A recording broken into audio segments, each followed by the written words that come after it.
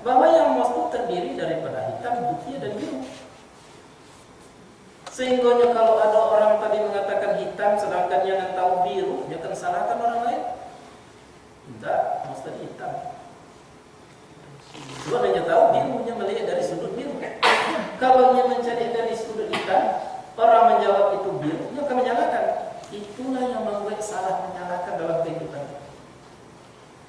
Akhirnya orang yang salah menyalahkan itu menimbulkan kebencian. Benci antara kelompok ini dan kelompok itu. Kelompok biru dengan kelompok hitam tadi salah menyalahkan. Kalau Imam Ghazali itu di dalam Ihya Ulumuddin itu menerangkan bahwa manusia kadang-kadang dakwahnya seperti si buta melihat gajah. Ya. Lalu berbeda-beda mereka tadi menganggap melihat sesuatu tadi, merasakan sesuatu tadi berbeda-beda. Jadi kalau kita perhatikan kehidupan kita di permukaan bumi itu memang terjadi salah menyalahkan. Ya, sehingga kalau tidak seperti kita itu salah. Misalnya kalau zikir itu apa yang dikatakan zikir? Baca. Kalau menung tidak zikir, salah menyalahkan. Ada pula yang menganggap apa yang dikatakan zikir itu merenung, mengingat. Kalau membaca itu tidak. Terjadi salah menyalahkan karena mereka melihat dari sudut yang berbeda-beda. Padahal kedua-duanya itu adalah zikir. Jadi balik kita kepada persoalan pokoknya balik bahwa di dalam kehidupan di permukaan bumi, kalau kita tidak mampu melihat dari sisi-sisi seluruh sisi, maka jadilah kita akan berbantah-bantah. Kalau perbantahan perselisihan sudah terjadi, maka dengan sendirinya seolah-olah kita sudah mengumumkan ya penantangan kita terhadap Allah dan Rasul. Mengapa? Karena Allah sendiri mengatakan, tidaklah aku utus engkau wahai Muhammad illa rahmatan lil alamin, kecuali untuk menjadi rahmat bagi sekalian alam. Bukan dan tidak ada hadis ataupun Quran lebih-lebih yang akan menyatakan tidak aku utus engkau wahai Muhammad, melainkan adalah untuk terjadinya perselisihan dan perbantah-bantahan. Tidak pernah doa. Jadi di dalam kehidupan kita harus berhati-hati. Nah, maka untuk itu yang terpenting adalah hakikat.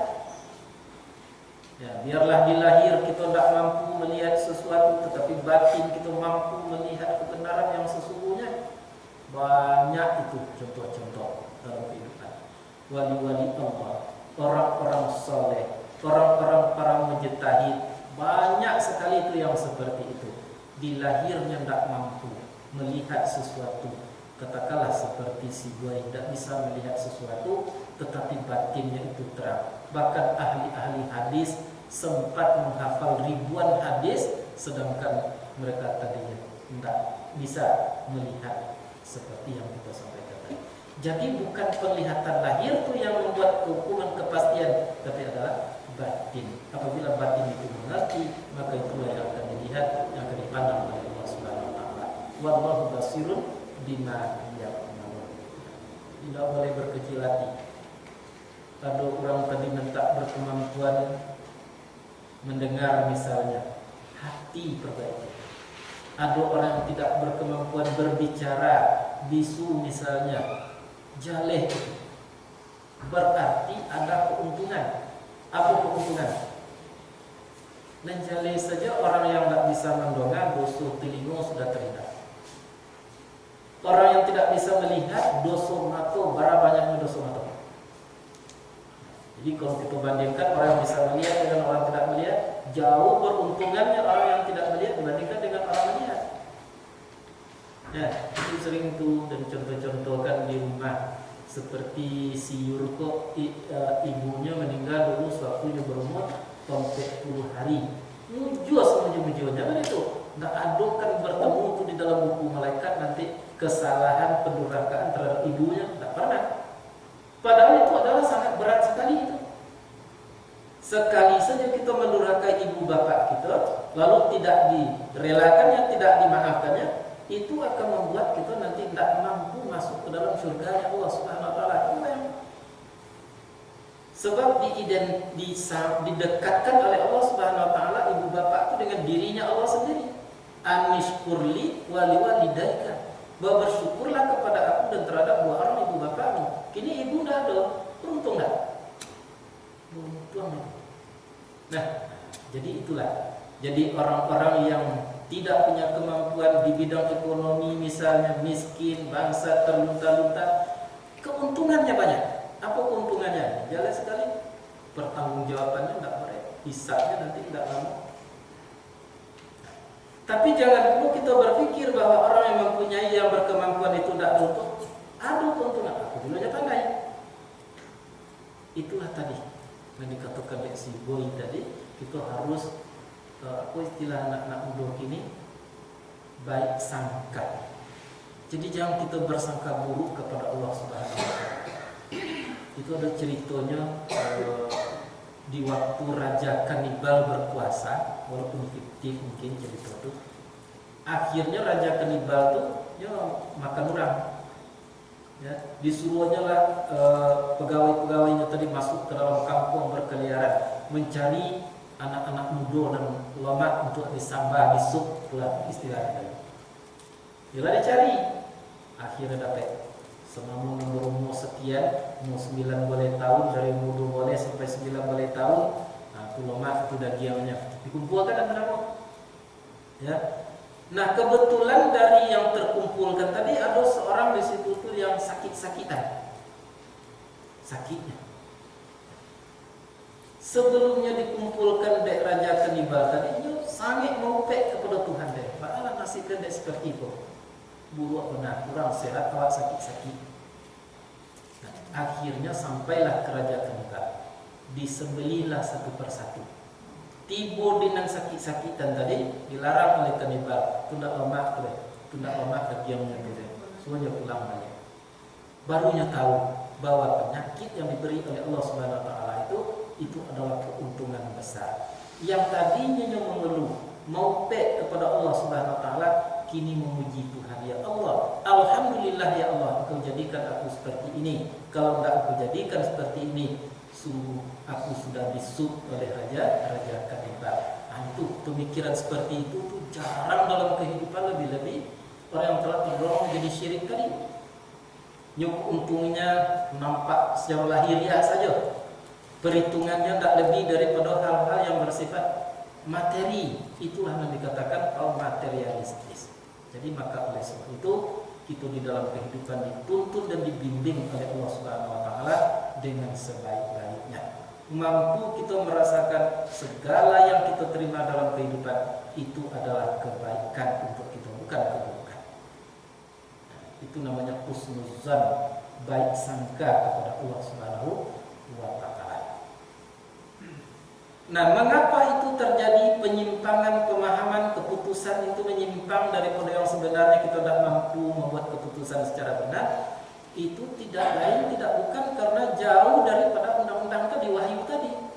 Maka dengar, qul man kana aduwwan li Jibril, katakanlah ya Muhammad, barang siapa yang ada yang memusuhi akan Jibril, menjadi musuh bagi Jibril, fa innahu, maka sesungguhnya Jibril itu menurunkan akannya Al-Quran atas hati engkau dengan izin Allah yang membenarkan bagi barang yang antara hadapannya, dan akan menjadi petunjuk dan menjadi kabar gembira bagi orang-orang yang beriman. Apa artinya itu?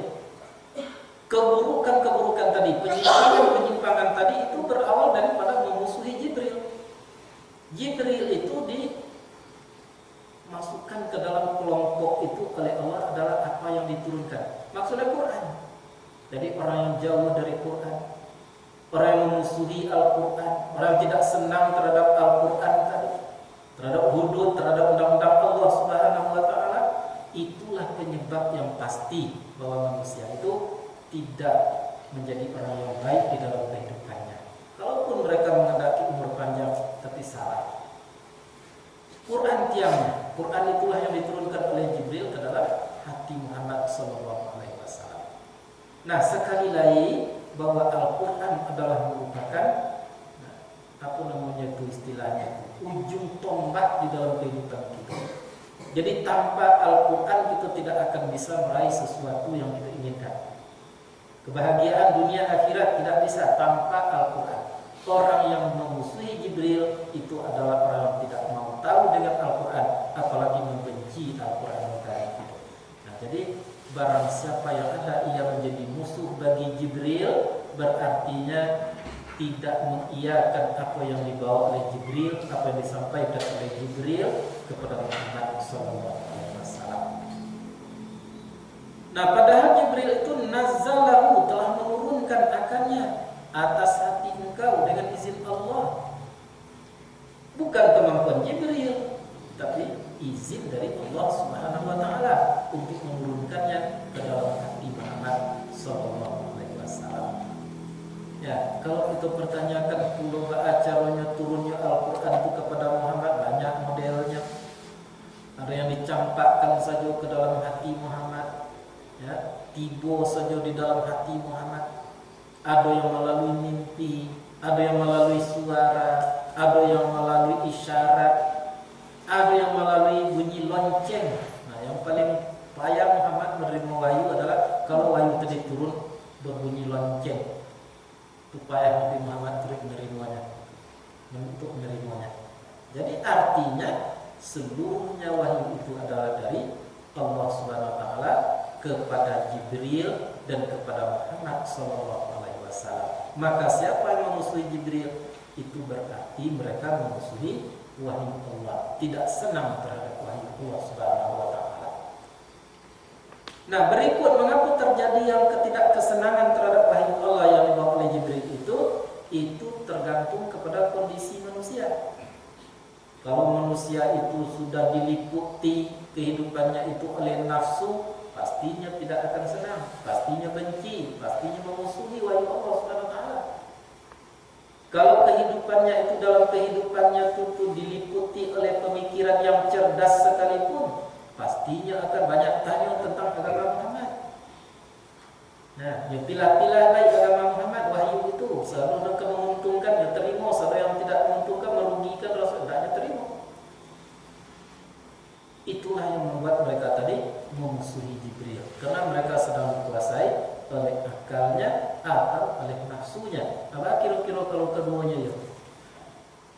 Nafsu tinggi, ilmu pengetahuan tinggi, dengan kata lain cerdas. Nah, maka pada waktu itulah manusia tadi ya memakan bangkai. Nah, jadi kalau kita lihat orang-orang tertentu tinggi sekolahnya, cerdas pemikiran, naposunya godang tua, tunya hantam krono untuk orang untuk inyo sebelum dapat untuk orang belum senang hatinya. Seperti para koruptor itu masalah sebetulnya. Dirinya sedang dikuasai oleh nafsu, nya cerdik pula. Tapi kalau cerdik saja nafsu lain tak berkuasa nafsu jahat, tentunya tak kena jadi itu pun sifat terjang. Atau nafsunya saja, ilmunya tak ada, akan caranya untuk apa? Korupsi dan lain sebagainya. Ya, daripada merampok kepada yang itu. Yang baik itu apa? Yaitunya mampu hendaknya nafsu tadi terurus dengan baik, akal itu terbimbing dengan wahyu Allah Subhanahu wa taala. Maka pada waktu itulah manusia akan netral di dalam kehidupannya di permukaan ini. Bukankah dicampakkan nafsu, bukan akan dibunuh nafsu, tapi dinetralkan. Penetralan nafsu tadi tingkat pertamanya adalah mutmainnah. Ya, menurut orang-orang hakikat nafsu tadi pada mulanya itu namanya amaratu bisu. Amaro artinya menyuruh, bisu itu dengan keburukan, selalu menyuruh kepada keburukan. Itu nafsu yang jahat. Nah, perlu dididik, perlu dibimbing, akhirnya akan berubah nanti menjadi nafsu yang lebih baik daripada itu. Apa namanya? Lawamah. Lawamah itu artinya mencela. Maksudnya nafsu tadi walaupun yang terbendung daripada keburukan, tapi nyala bisa mencela dirinya. Orang pai mengaji awak indah, nyala mencelanya pun deh. Orang dia mau awak indah, alun dia mau mati kalau dia cela dirinya sendiri. Itulah timbul di lawamah. Nah, kemudian dididik terus menerus, akhirnya akan berubah menjadi yang lebih baik daripada itu. Itunya nafsu mutmainnah. Mutmainnah itu artinya tenang. Dan orang kalau sudah bernafsu mutmainnah itu tuh dapat panggilan dari Allah Subhanahu wa taala. Khususnya nanti waktu mati. Ya Tuhan nafsul mutmainnah, wahai manakah diri yang tenang, irji'i ila rabbiki radiyatan mardiyah, kembalilah kepada Tuhan engkau dalam keadaan senang dan disenangi, redha dan diredai. Fadkhuli fi ibadi, maka masuklah ke dalam kelompok-kelompok hamba-hambaku. Wadkhulil jannati, maka masuklah ke dalam surgaku. Baru dapat surga Allah Subhanahu wa taala. Itu mutmainnah. Apalagi kalau diteruskan bimbingan didikan yang akan berubah nanti jadi nafsu yang lebih baik dari itu, nafsu radiyah, yang senang terhadap Allah Subhanahu wa taala. Buruk benar yang bagian diberi Allah yang akan merasakan senang itu. Kemudian akan berubah menjadi nafsu yang mardiyah, lainnya sendiri yang disenangi oleh Allah. Kalau diteruskan akan berubah menjadi nafsu yang lebih baik lagi, itunya nafsu kamilah. Dan nanti akan berubah menjadi nafsu mukamilah. Nah, dan kemudian ada para ulama itu yang menambah sampai sekian banyak macamnya nafsu tadi. Tapi yang tidak sekurang-kurangnya itu yang kita harus ketahui. Amaratu bisu, lawama, kemudian mutmainnah, berikutnya radiyah, mardiyah, kamilah, mukamilah. 7 macam nafsu. Itu harus kita dengan mengerti tentang itu, dengan itulah kita akan bisa mendeteksi diri kita sendiri. Kalau andai kata nafsu itu sudah terurus dengan baik, maka justru akal yang cerdas, pemikiran yang mantap, ini akan berfikir lain, tidak akan menyimpang lain daripada ketentuan Allah Subhanahu wa taala. Jadi duniaku sebetulnya ubeknya murah tuh. Baca banyak. Setiap pribadi wajib untuk mengendalikan nafsunya, mengatur nafsunya, mendidik nafsunya, dan wajib mencerdaskan otaknya. Pada waktu itu dunia akan menjadi stabil. Tapi tidak itu yang diwajibkan. Kalau di negara maju yang diwajibkan apa? Wajib militer. Ya? Jadi kalau dalam Islam wajib menetralisir nafsu atau mendidik nafsu. Wajib menambah kecerdasan. Kalau keduanya berganding, nafsu baik, cerdas pula, disitulah dunia tadi akan tercapai nanti. Baldatun tayyibatun wa rabbun ghafur. Nafsu jahat, kecerdasan tak ada, itu berbahaya, tapi tidak membahayakan. Dirinya sendiri yang berbahaya, orang lain aku terbahayakan. Sulit membahayakan orang lain. Nafsu jahat, pikiran cerdas, itu bahaya dan membahayakan. Jadi semakin banyak isi dunia yang berisi dengan orang-orang yang dikuasai oleh nafsu jahat, cerdas pula lain, semakin rusaklah dunia, semakin tidak baiklah kehidupan di permukaan bumi. Maka untuk itu kedua-duanya perlu diperbaiki. Nah, jadi memusuhi Jibril itu identik dengan tidak mau terhadap wahyu Allah Subhanahu wa taala. Sedangkan tadi wahyu Allah itu adalah merupakan jalan hidup. Orang yang tidak mau kepada wahyu Allah pasti jalan hidupnya itu tidak benar. Nah, orang yang tidak benar jalan hidupnya, akibatnya akan kembali kepada dirinya sendiri. Dia akan beramal, akan berbuat dengan secara tidak benar dalam kehidupannya di permukaan bumi. Nah, Al-Quran itu adalah mukjizat. Mukjizat yang paling tinggi, mukjizat yang luar biasa. Kalau dibandingkan dengan mukjizat-mukjizat lain, Al-Quran itu luar biasa. Pertama, kalau mukjizat yang lain itu, pertama dapat dilihat bentuk keistimewaannya. Tungkek menjadi ular, Musa membelah laut, tentu dikeluarkan tangan bercahaya. Dapat dicari sekali. Kalau Al-Quran dah, cuma tulisan-tulisan, goresan-goresan, bakjanya aja. Irene Handono seperti cindul, bulet-bulet. Itu kan ada cuma tak dapat dilihat keistimewaannya, kelebihan. Kemudian kalau mukjizat-mukjizat yang lain itu berlakunya hanya di saat itu. Nah, Musa memukulkan tungkeknya ke laut, lalu terbelah laut, itu berlaku di saat itu. Ini tidak berlaku lain. Kalaupun ada kini itu tungkek Nabi Musa itu belum tentu lain bisa membelah laut. Kalau Al-Quran berlaku sepanjang masa. Nah, bukan berlaku sepanjang masa saja, berlaku pada setiap situasi dan kondisi. Jadi apapun yang dikatakan oleh Al-Quran itu berguna berlaku pada setiap waktu, situasi, kondisi, bagaimanapun. Nah, contoh, pagi tadi dan sampaikan. Dalam Al-Quran kita banyak bertemu dengan kata-kata Yahudi, Nasara, Bani Israel. Lah ada Bani Israel di kita? Tidak ada. Lah ada Yahudi di kita? Tidak ada. Lah ada Nasara di kita? Nasara mungkin lah yang orang Kristen. Jadi kalau begitu ayat itu tidak identik, tidak sesuai aja kita lain. Itu pikiran yang salah. Mengapa? Karena Yahudi itu adalah mempunyai karakter tersendiri. Ya. Apa karakternya? Salah satu Yahudi tadi menganggap dirinya benar, yang lain salah. Yahudi berasal dari kata-kata hidayah, dalam dapat petunjuk lain yang benar, jangan tidak ada dalam dia. Kalau kita tadi bertanya adakah orang Yahudi, kita menjawab tidak. Memang dari satu sisi tidak ada, dari sisi keturunan. Tapi kalau dari sisi karakternya melampaui orang-orang Yahudi yang mengatakan dia hebat, yang santiam, yang gagah, yang telah mendapatkan kebenaran, itulah Yahudi. Jadi rupanya kata-kata Yahudi yang dalam Quran itu berlaku sampai kapanpun, bahkan sampai dunia kiamat nanti. Tetap ada orang yang menganggap dirinya baik, dirinya benar, seperti yang kita sampaikan pertama tadi, yaitunya menganggap orang lain salah, ini yang benar. Bani Israel, lain dari kita Bani Israel, tidak ada.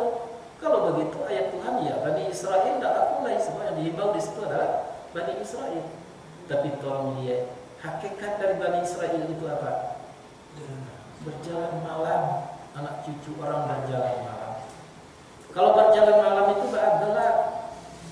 Nah maka berarti orang-orang yang belum disentuhnya oleh wahyu Allah Subhanahu wa taala itu berarti Bani Israel. Gelap tak nampak dengan apa yang Allah sebutkan. Mereka hidup di permukaan bumi seperti hidup dalam kegelapan, di padang luas dalam kegelapan. Hanya menakar-nakar arah kembali, mungkin ke arah itu, mungkin ke arah itu. Bayangkan, hari kolam, awak sedang di padang pasir, harus kembali ke tempat asal kita berbalik, ke rumah awak. Nah, bintang pun tidak ada. Karena kita harus hidup agak-agak, mungkin setengah ke rumah tempuh.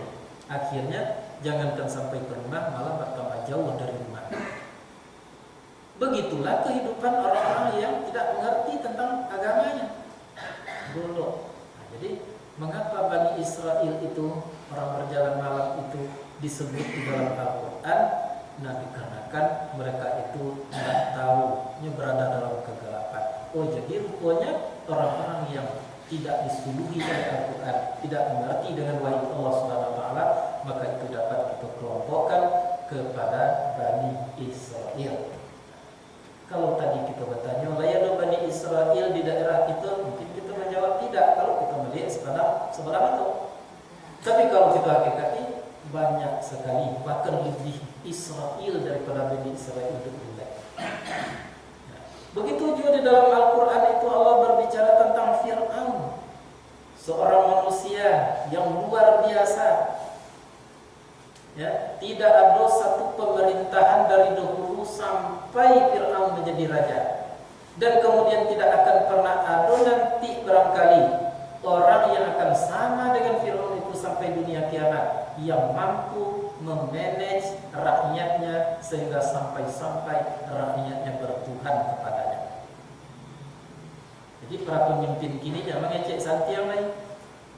Walaupun negara superpower, presidennya seperti siapa, Barack Obama, belum mengapa-ngapa itu dibandingkan dengan si Fir'aun. Kalau Fir'aun misalnya memenet rakyat kata dia sampai bertuhan, menyembah kepadanya, berlutut kepadanya. Mana saja yang belajar kos tu? Siapa yang Fir'aun? Pemimpin-pemimpin yang menunjukkan hebatnya, lebih hebat Fir'aun daripada itu. Nah, kemudian dari sisi ke ekonomi, SE apa istilah ini, sarjana ekonomi, istilah-istilah itu. Nah, direktur bank, apa tu istilahnya tu? Apa istilahnya tu? Kalau di zaman Fir'aun tu dahulu, Qarun namanya. Tak ada yang kementiknya. Beberapa orang yang kuat-kuat untuk menatiang kunci gudang hartanya tak tertinggal. Sampai berlima orang kuat-kuat disilakan menenggak kunci gudangnya tak tertinggal. Bayang. Kalau mereka tu kini tu surau itu ko dipenuhi dome dikunci di luar sana. Barang orang tu menenggak tak kuncinya. Tak berlima dah je kelingkiang saja tak ada nak kuncinya. Ambilnya sepenuh apa? Nak kuncinya di kelingkiang bisa. Kini berlima orang kuat-kuat tak tertinggal. Barakah kayaknya. Jadi jangan ngecek lah. SE kini lebih hebat daripada orang dulu. Tak, lebih hebat lagi Qarun daripada mereka. Ya.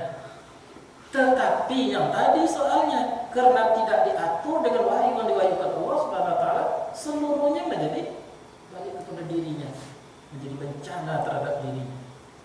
Si Fir'aun dikaramkan di Laut Merah. Ya. Dan dinyatakan oleh Allah Subhanahu wa taala kalau tidak salah itu dalam surah Yunus itu, kata Allah, pada hari ini aku selamatkan badan engkau. Memang sampai kini. Walaupun kita belum pernah di museum di Mesir itu dipajangkan di situ jasad Fir'aun itu masih utuh sampai kini. Fir'aun 3 orang, bapaknya ada di situ. Nah, kemudian Fir'aun Ramses ada di situ. Kemudian Fir'aun anaknya ada di situ. 3 tu Fir'aun tadi. Nah, istrinya ada di situ. Bara istrinya berkeliling itu diselamatkan. Itu menurut orang yang sampai ke Mesir dari Mesir tadi. Tayo tindak atau jumpai kita. Nanti perjalanan dari seksi baik tarawih majelis taklim dan ngaji ke jasad Fir'aun masalah. Jadi tidak ada alasan kita kini kau mengecekkan hebat, membuat diri kita menjadi Yahudi saja tu cuma. Dia pandai mencari apa? Segala-galanya belum bisa ditandingi dengan orang-orang itu. Arsitektur orang kini kok hebat sampai membuat bangunan pencakar langit. Quran sudah membicarakan sebelumnya.